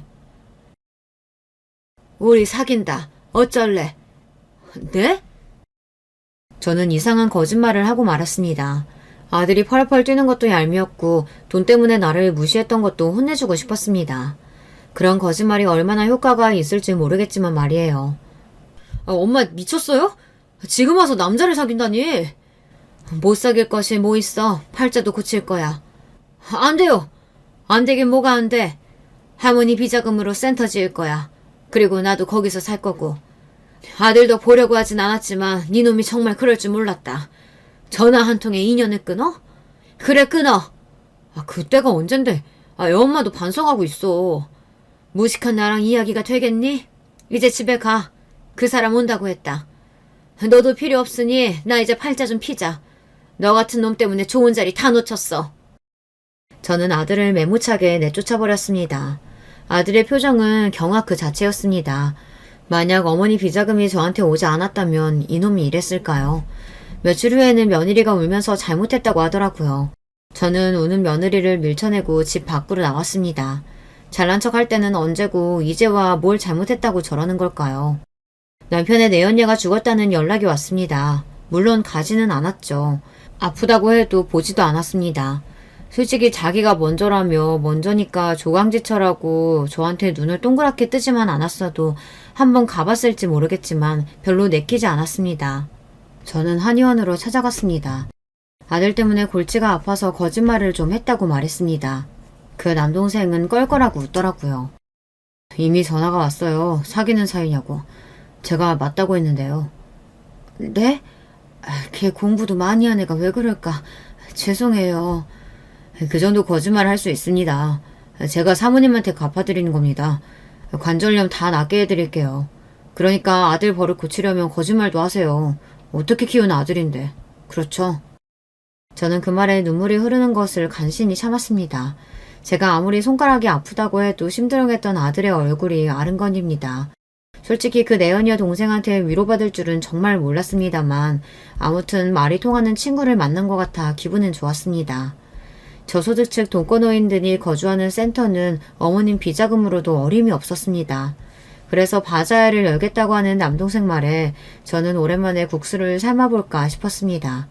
예전에 실력을 발휘해야겠다면서요. 어머니 돌아가시고 마음 들 곳이 없었는데 봉사활동이라도 해야 하겠다 싶었습니다. 어머님 비자금 일부를 바자회비로 내놓았습니다. 아들이 어떻게 알았는지 발을 동동 구르고 난리였습니다. 아니 그걸 왜 줘요? 왜 줘? 돈 다 줬어요? 아니 줘. 너 여자 있냐? 네? 그게 무슨 소리예요? 그거 아니면 왜 돈 타령이야? 월급 나오겠다, 집 있겠다. 너 정도면 다 갖춘 거 아니야? 너 여자 있으면 이거 다 쓰고 죽을 거야. 너 절대 여자 안 돼. 유전이라도 안 돼. 알았어? 내가 살아있을 때 여자 문제 발생해봐. 너 죽고 나 주는 거다. 알겠어? 없어요. 애엄마 듣겠네. 할아버지랑 아버지 다 그런 거 몰라요, 애엄마. 그냥 돈이 막 나가니까 아깝잖아요. 돈이고 뭐고 너 하는 거 봐서 줄 거야. 잘하던지. 어릴 때도 때를 안 쓰던 것이 돈 없어질까 전전긍긍할까요. 아무튼 시어머니의 권력이 저한테 넘어온 것은 맞나 봐요. 아들과 며느리가 문지방이 닳듯 매일 찾아옵니다. 내연녀 남동생하고 사귀는 걸로 하니 결혼이라도 할까 노심초사 아들의 애간장을 녹이고 있습니다. 그래도 섭섭한 마음은 쉽게 가시질 않네요. 그래서 오랫동안 애를 먹일까 계획 중입니다.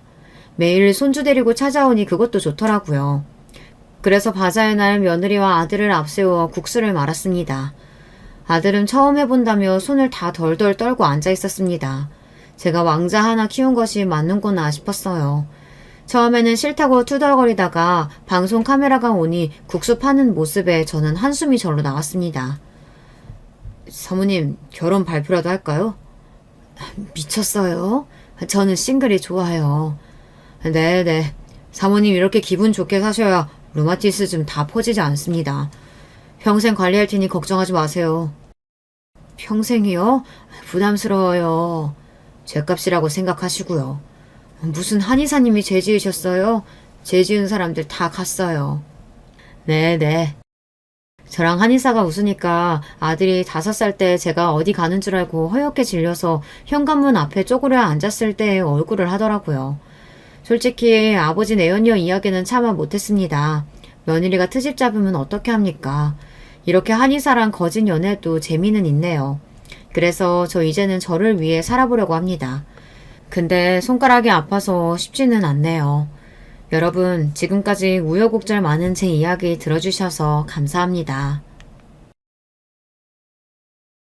안녕하세요. 저는 경기도 부천시에 살고 있는 사랑하는 남편 사이에서 자녀 둘을 둔 중년의 여성입니다. 사실 저에게는 제 배로 낳은 두 아이 말고도 자식이라고 여길 만한 존재가 더 있었어요.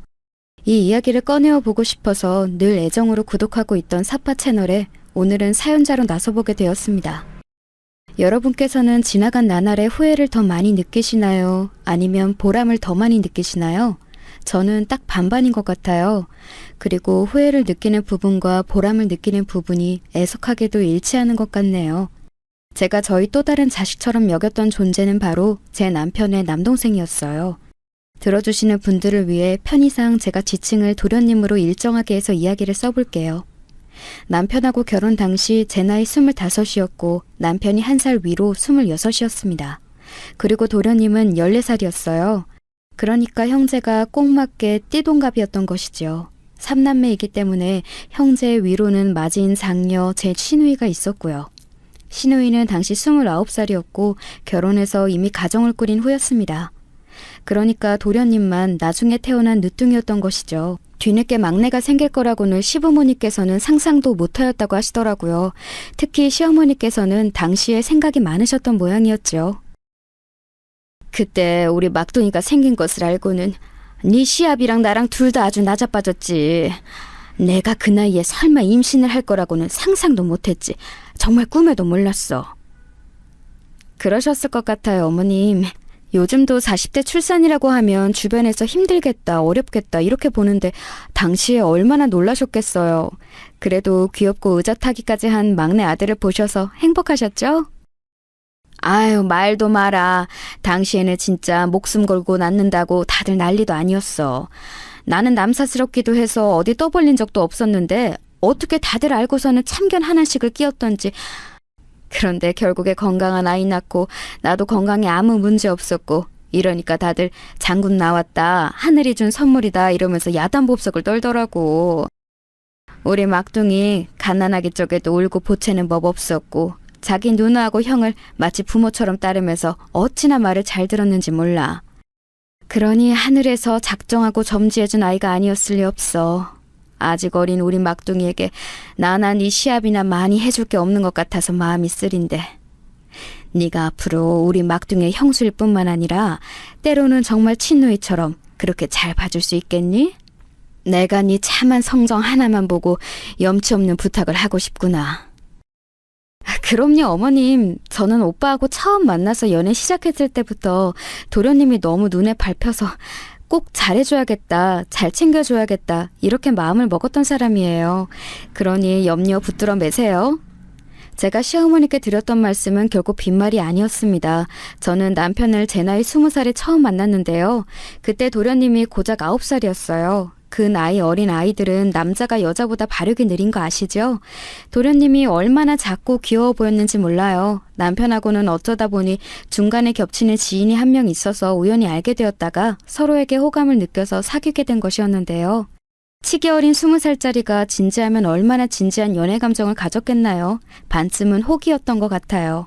그런데 제가 남편에게 그런 어린 남동생이 있다는 걸 알게 된 이후로 굉장히 호감도가 올라갔었던 거예요.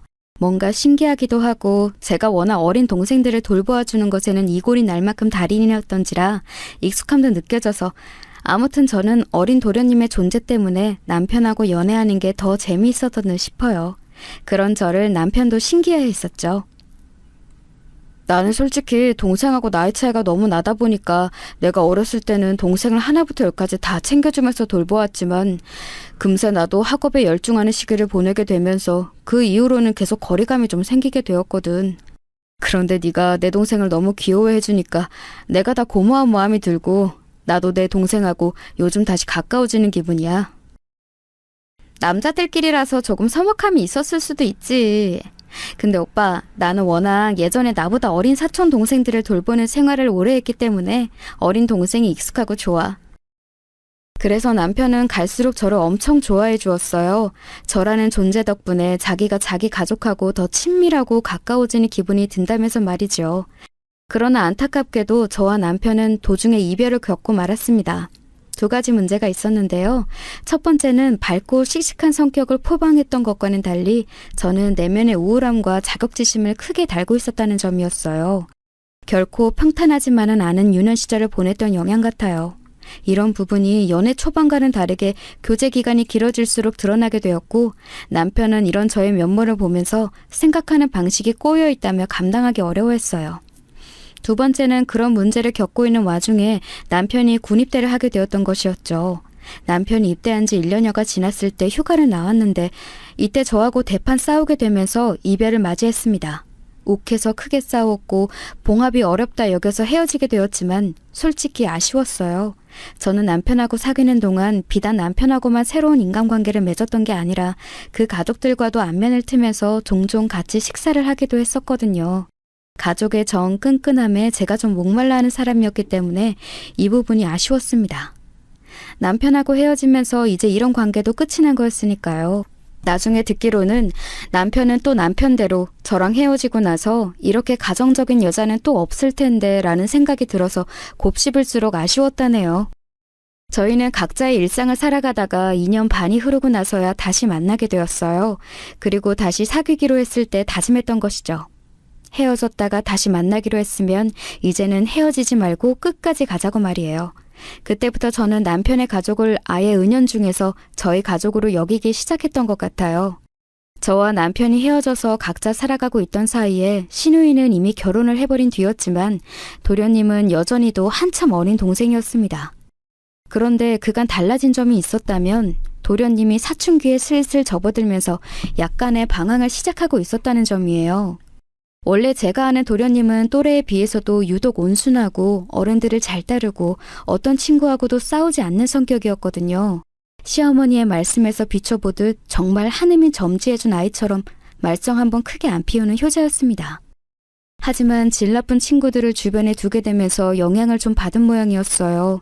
이해는 가더라고요. 왜냐하면 그 나이의 청소년에게는 학교가 세상의 전부이니까요. 원래 험한 말이라고는 전혀 할 줄 몰랐던 도련님이었는데 참 달라져 있었더라고요.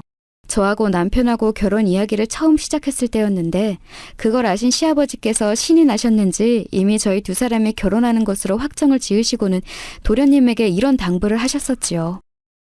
이제 영선이가 우리 집안에 한 식구로 들어오겠다고 약속을 하였으니 우리 막둥이한테도 형수님이 정식으로 생기게 되었구나.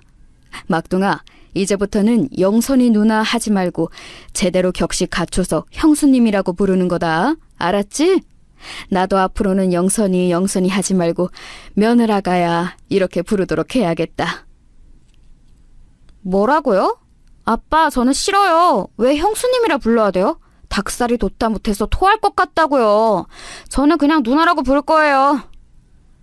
이 녀석아, 그게 네가 싫다고 해서 그걸로 그만이 문제인 줄 알아? 엄연히 정해진 게 있는 거야. 정해진 거 안 따르면 무슨 큰 문제라도 생겨요?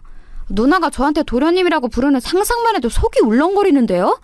아, 둘이 괜히 결혼한다고 말을 해서 저한테 피해를 입히는 것 같으니까 둘이 결혼 안 했으면 좋겠어요.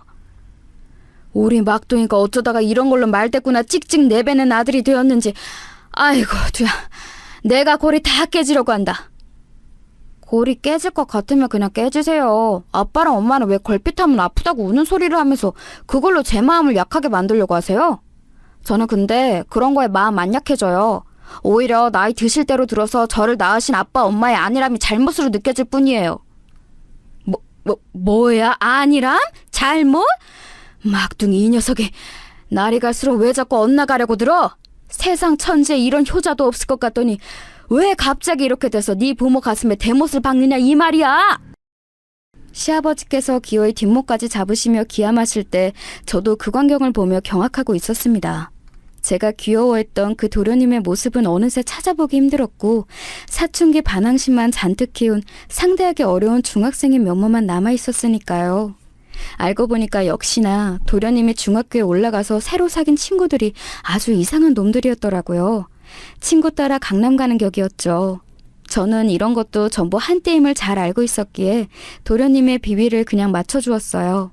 얼굴 보며 용돈이나 잘 챙겨주면서 일절 간섭은 기피하지 않았고 도련님이라고 부르지도 않았죠. 그래서인지 도련님은 은근히 다시 저를 잘 따랐어요. 시부모님께서 물어보시는 것에는 툴툴거리며 대답을 잘 안 해도 제가 던지는 질문에는 곧잘 대답을 한다거나 이런 것을 보면 알 수 있었네요. 남편은 착하디 착했던 자기 어린 동생이 사춘기를 맞이해서 반항심을 발휘하는 것에 무척 속상해했고 그래서 자꾸 도련님만 보면 잔소리를 하면서 정신교육을 시키려고 들었습니다. 이런 판국이었으니 도련님의 마음이 저에게만 열린 건 어찌 보면 당연한 수순이었을지도 모르겠네요. 그런 와중에 저와 남편은 예상보다 훨씬 이르게 결혼을 하게 되었지요. 원래 계획대로였다면 아마 1년이나 길게는 2년 후에 결혼식을 올렸을 거예요. 그러나 이르게 당겨져서 제 나이 25 그리고 남편 나이 26에 각각 기혼자가 되었던 겁니다. 급하게 올린 결혼식이었지만 화기애애했고 시종일관 행복했던 기억이 있네요. 웃음이 끊이지 않았던 행복이 가득했던 결혼식이기에 되려 마음이 아프기도 해서 제가 결혼 앨범이나 그때 찍은 비디오를 잘 보지는 않습니다. 그러나 애써 찾아보지 않아도 그때 가족들이 어떤 옷을 입고 어떤 표정으로 웃고 있었는지 제 눈에는 훤하지요.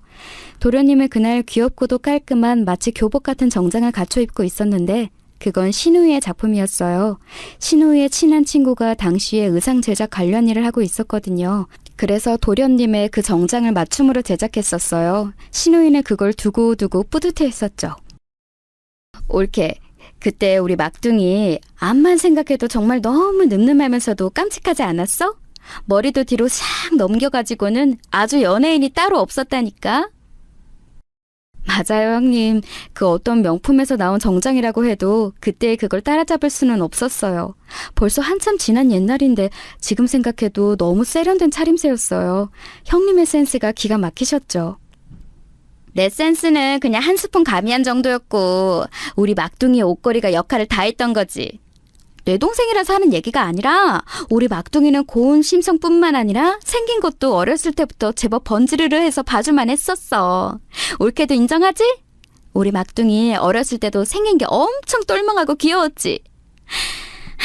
그래 참 여러모로 괜찮았지.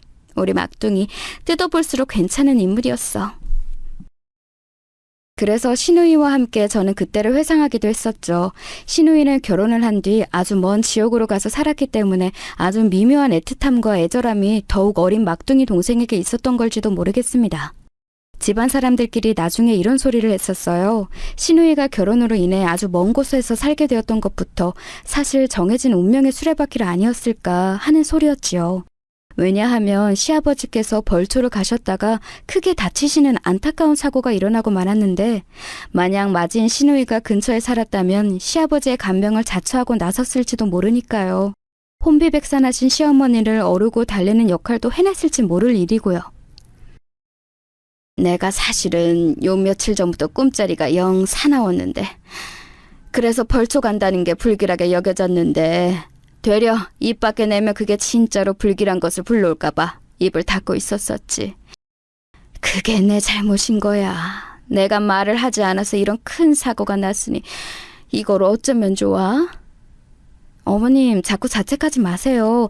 일어나는 일은 어떻게든 일어나기 마련이라고 하잖아요. 그리고 일어난 일은 이미 일어났으니 바꿀 수도 없는 것이고요. 입원하신 아버님보다도 어머니께서 더 식사를 안 하시면 어떡해요. 뭐라도 좀 드시고 맑은 기운을 찾으세요.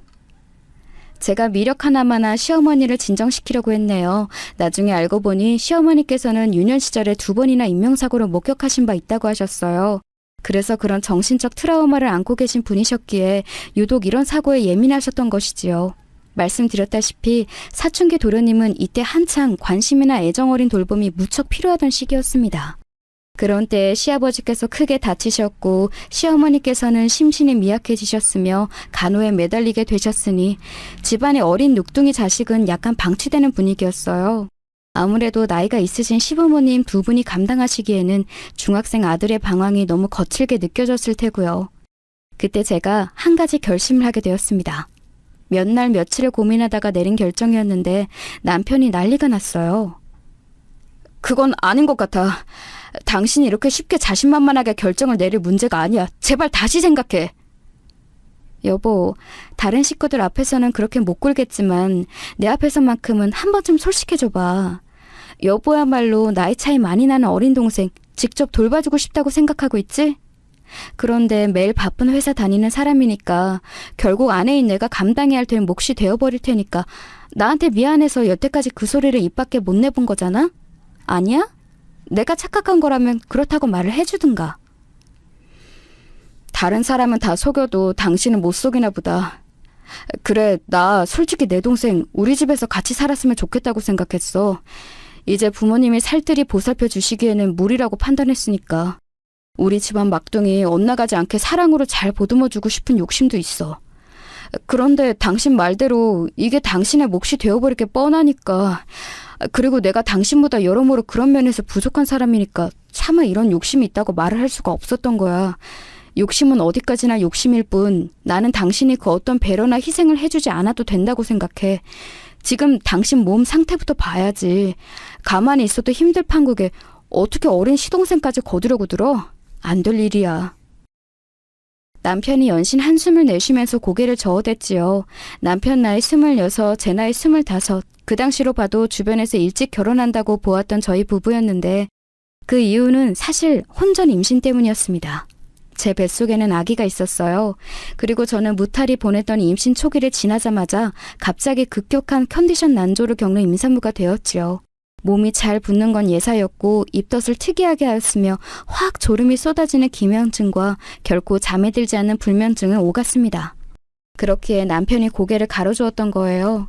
하지만 저는 멀리 사는 데다가 도저히 이쪽 상황을 살펴줄 처지가 아닌 시누이를 대신한다는 마음도 아니었고 시부모님께 효도한다는 마음도 아니었으며 남편을 위해 제가 희생하겠다는 마음도 아니었습니다.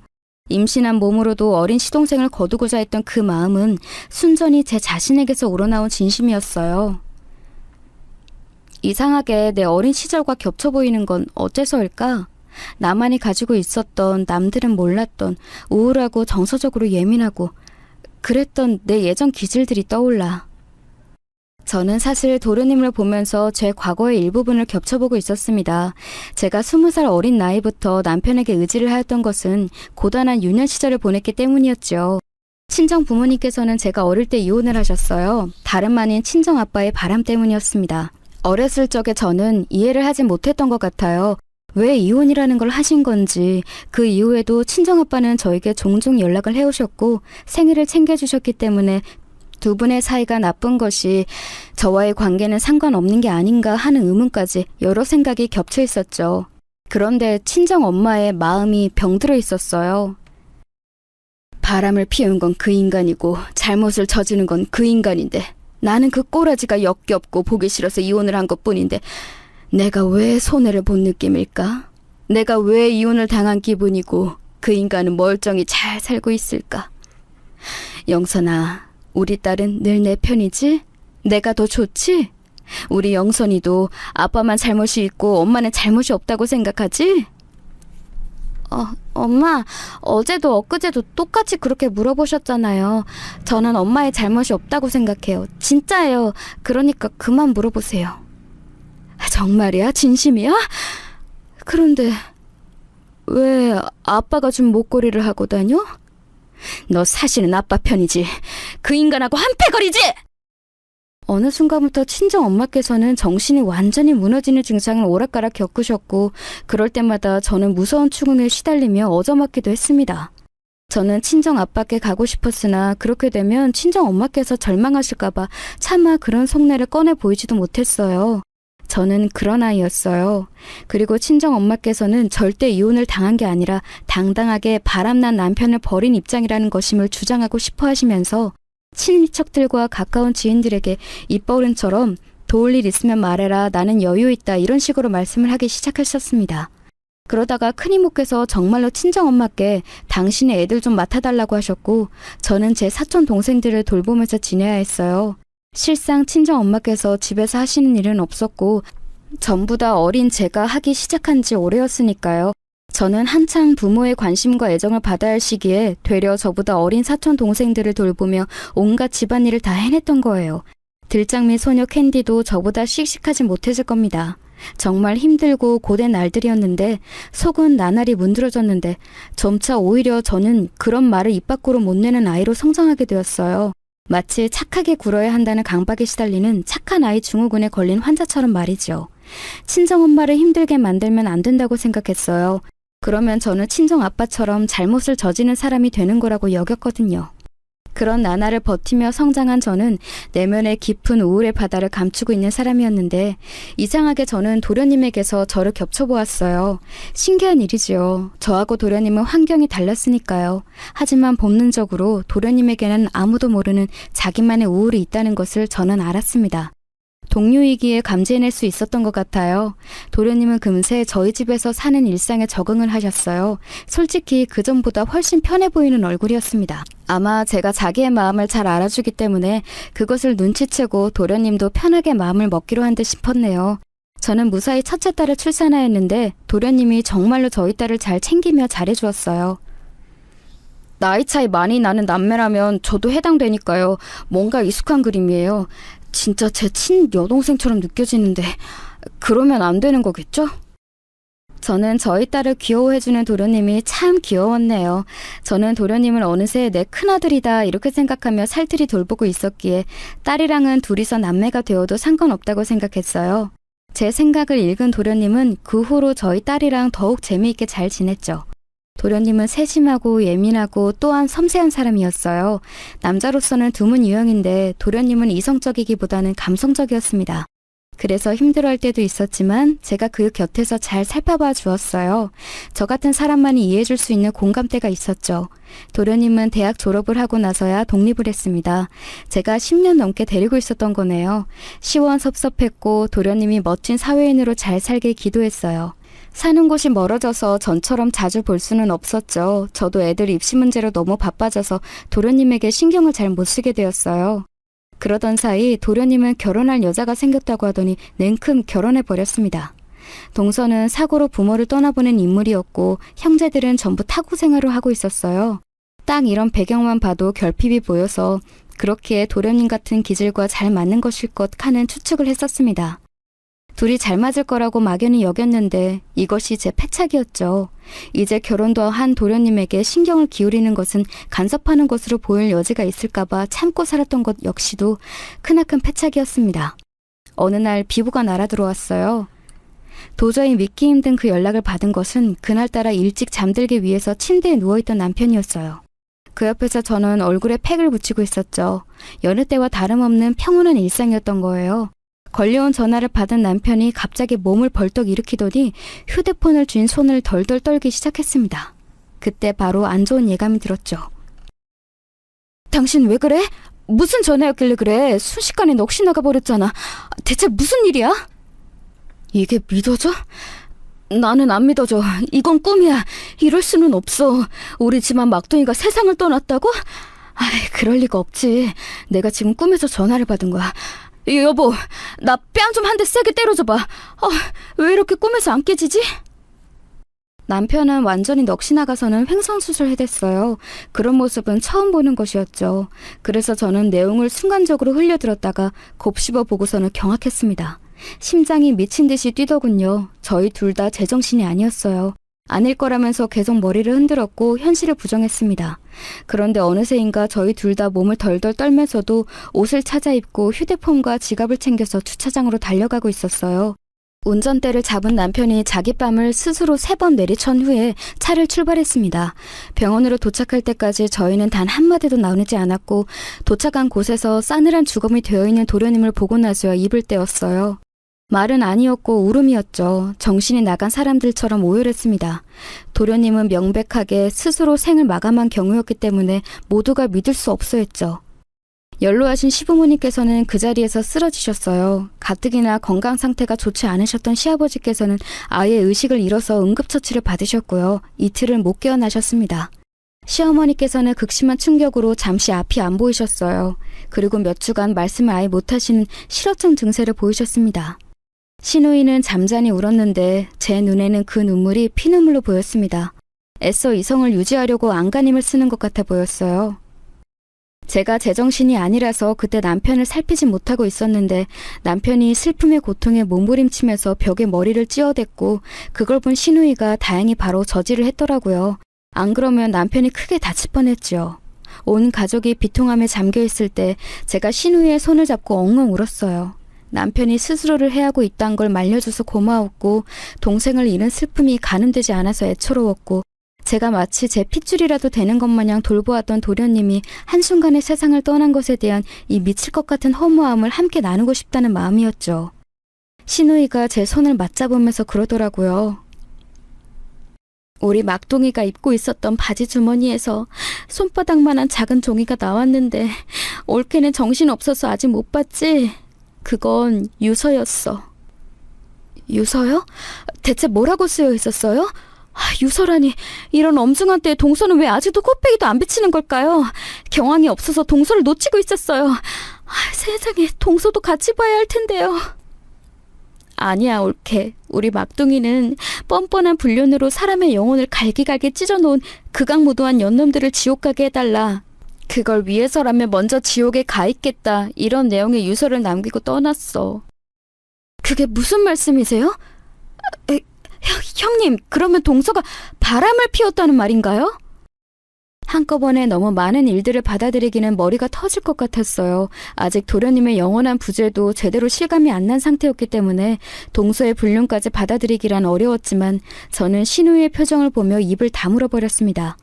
시누이는 지금까지 제가 본 적 없던 마치 세상의 모든 얼음을 모아서 조각으로 빚은 것 같은 싸늘한 얼굴을 하고 있었어요. 제가 정신없이 슬퍼하는 와중에 시누이는 유서를 곱씹으며 이미 판단을 마쳤고 결단까지 내린 후였던 거예요. 나는 이제 안 울 거야. 우리 막둥이의 원한을 갚지도 못했는데 우는 것은 나 스스로가 용납이 안 돼. 올케가 살싱성인하며 우리 막둥이를 잘 돌봐줬었으니 이제는 친누나인 나의 차례야. 내가 우리 막둥이의 마지막 가는 길을 돌봐줄 거야. 한 줌의 미련도 남지 않도록 처절하게 그 연놈들을 내가 밟아주겠어. 형님, 솔직히 말씀드리면 제가 아직 상황 파악이 안 되었지만 그럼에도 함께하고 싶어요. 저도 끼워주세요. 감히 기와디 귀한 목숨을 저버리게 만든 그 염놈들이라는 짐승들, 저도 같이 처단하고 싶어요.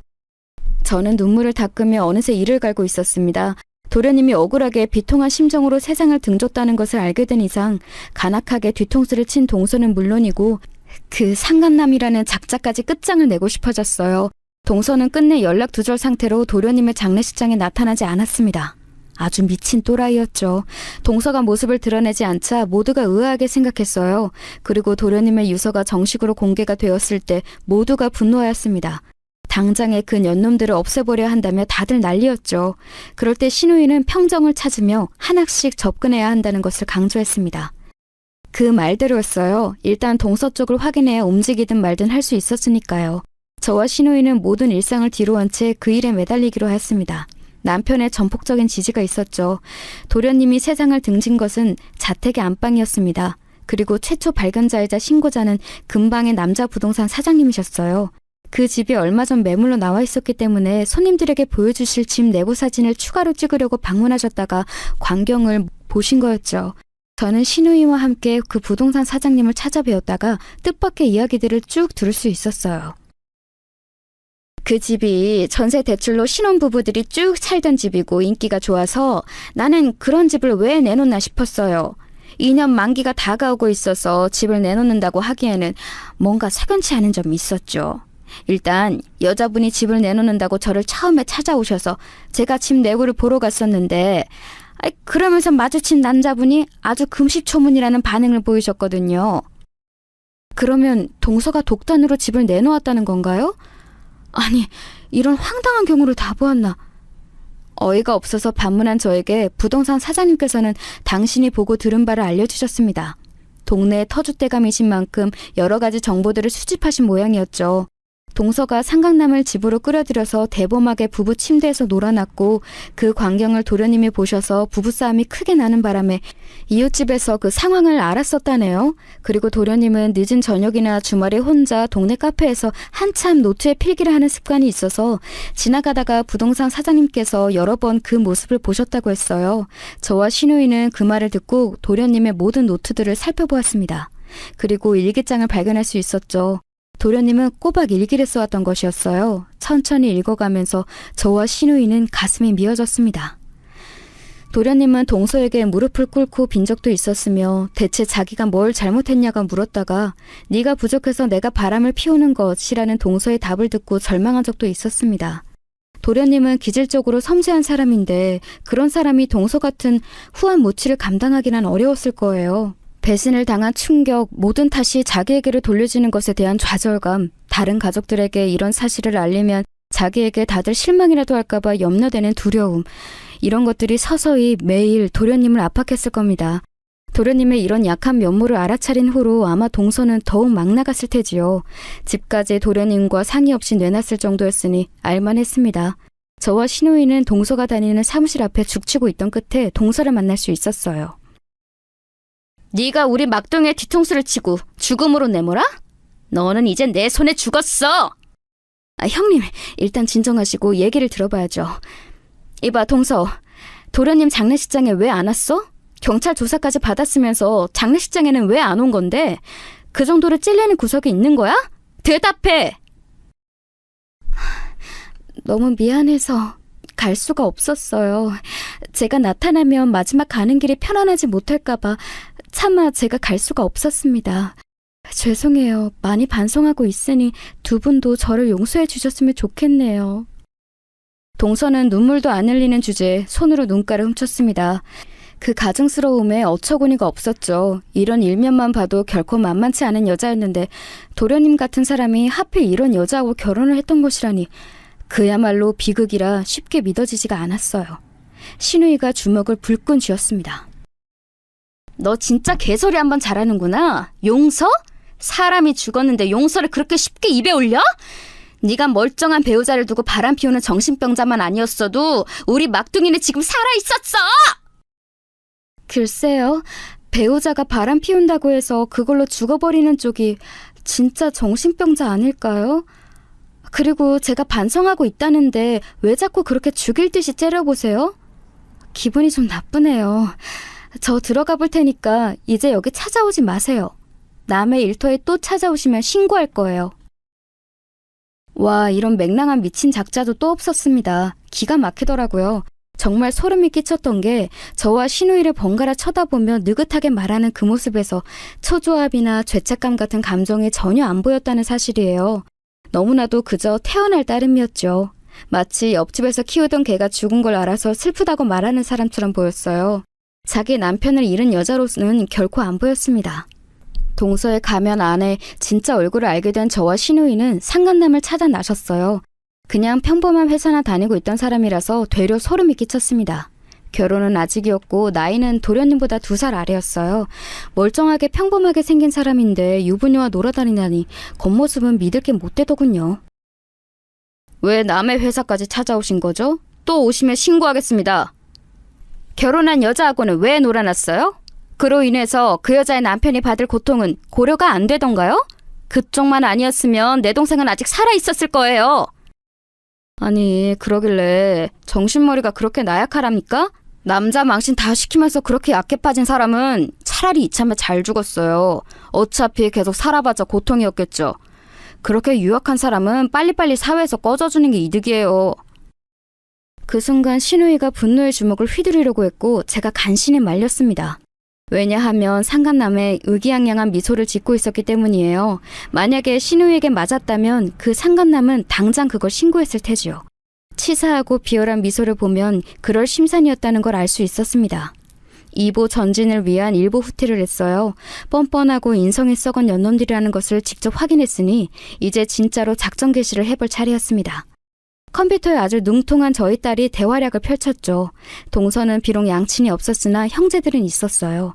동서는 자기 오빠들과 여동생이 해외에 살기 때문에 아무 문제 없을 거라고 여겼겠지만 그건 오산이었습니다.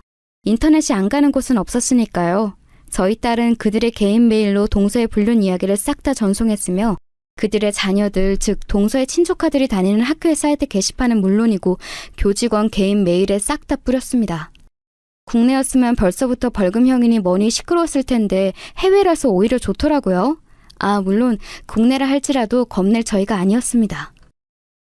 우리 딸이 또 한 건 했다면서? 그 상간남 자식이 인터넷에 남긴 흔적을 따라가다가 결혼하기로 한 여자가 따로 있다는 사실을 알아냈다며.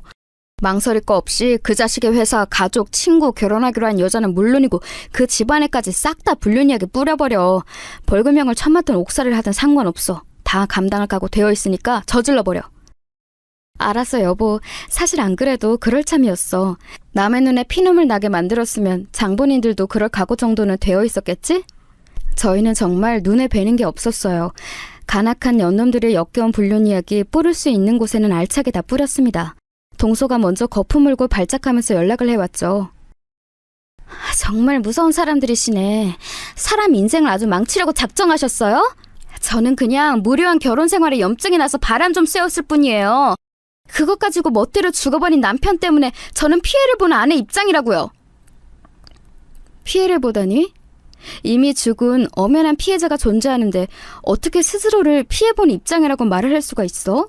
그리고 그만큼 뻔뻔한 불륜을 저질렀을 때는 이만한 보복을 당할 각오 정도는 했어야 됐던 거 아니야?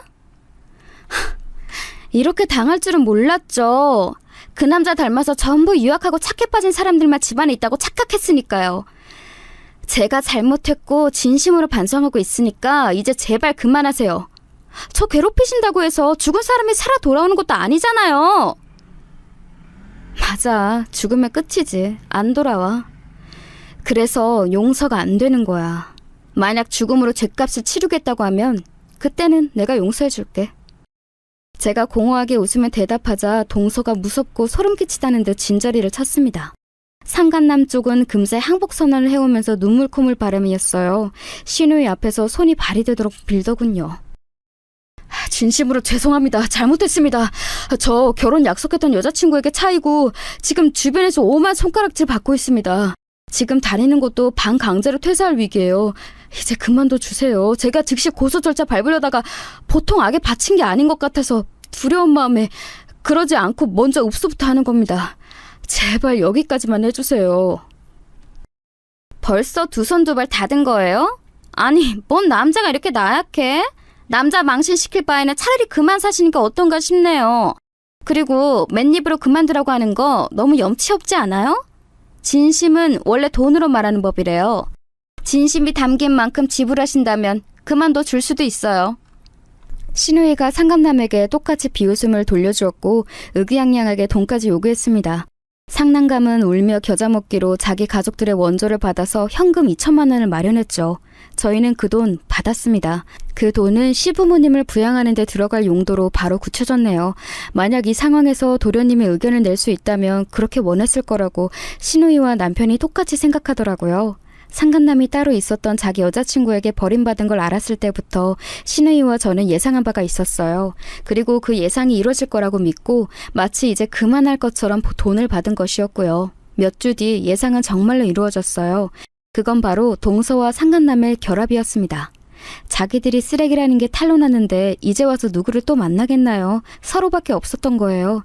진심으로 반성을 한다고 했던 동서는 아주 보란듯이 자기 카톡 프로필에다가 진짜 인연이라고 적어놓고 상간남과 함께 찍은 뒷모습 사진까지 올려놨더군요. 역시 반성 따위는 없었던 거예요. 둘이 결혼 준비를 시작하는 것 같은 낌새가 있길래 그때가 되어서야 상간남에게 동서에 관한 것들을 전해주었습니다. 생각해보니까 2천만 원밖에 안 되긴 해도 어쨌든 성의를 보여주셨잖아요. 진짜 속으로 반성을 하셨다고 생각이 되어서요. 저희 측에서도 보답을 좀 해드려야겠다 싶더라고요. 짧지만 제 동서였던 그 여자가 제 도련님에게 보냈던 카톡 메시지들 모아놓은 건데요.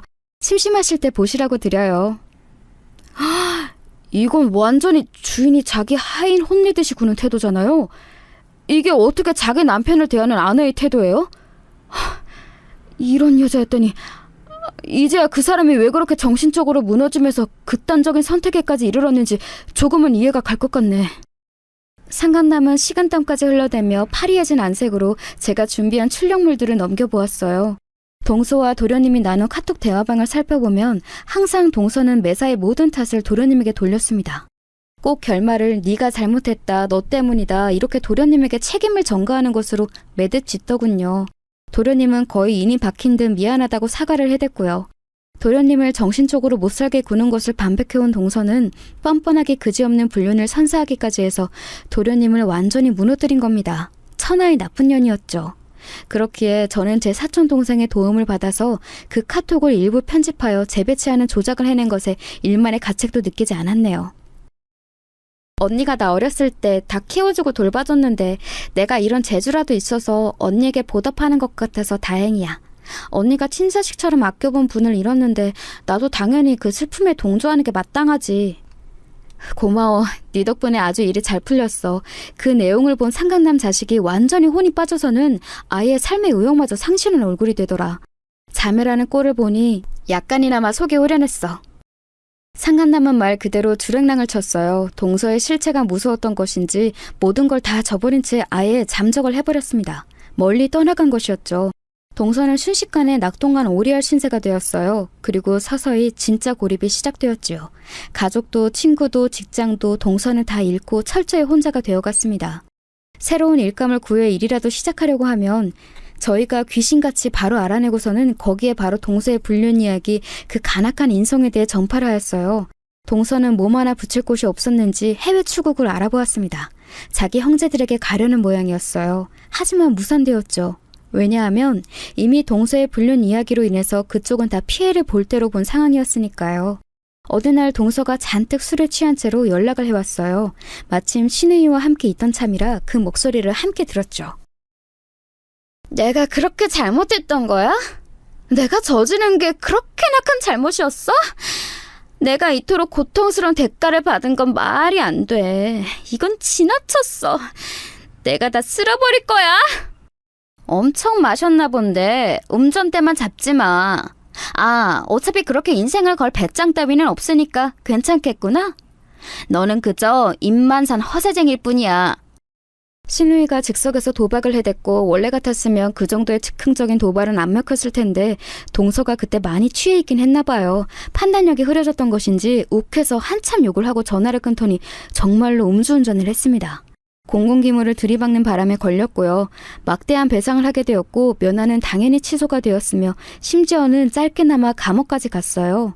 이쯤이면 그래도 아주 답답하고 원통하지만은 않을 것이라고 도련님이 하늘나라에서 그렇게 여겨주기를 바랐습니다. 도련님의 기일이 돌아오고 나서야 신우이는 원없이 펑펑 울더라고요. 다른 가족들은 모두 억지로나마 미소를 지어 보였습니다. 웃는 모습들을 보여줘야 도련님이 좋아할 것 같다는 게 공통된 생각이었죠.